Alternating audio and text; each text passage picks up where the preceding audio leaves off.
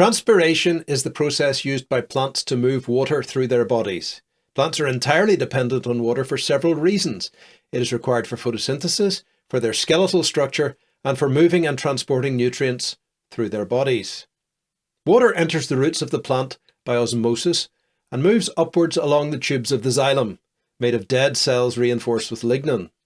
But the main force that lifts the water is not from below.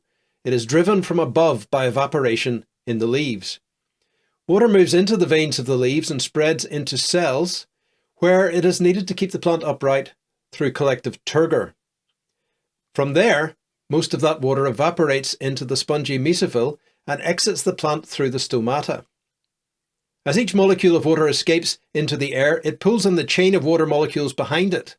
Because water molecules cling tightly to each other, that pull is transmitted all the way down the plant, from leaf to stem to root to soil. This is why plants move so much more water than they ever use. The water is not being wasted. The water loss is the engine. Without evaporation, there is no flow.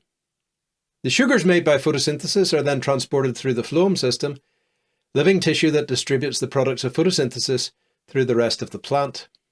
A single large tree can move hundreds of litres of water in a day. A mature oak can transpire 200 to 400 litres of water daily in the summer. Most of that water is never used in chemistry at all. It exists solely to keep the transport system running. If you have ever seen a cloud hanging over a forest on a cool morning, you are looking at water the trees have lifted out of the soil and released into the atmosphere. In some regions, forests are not just part of the water cycle, they actively drive it. See you next time.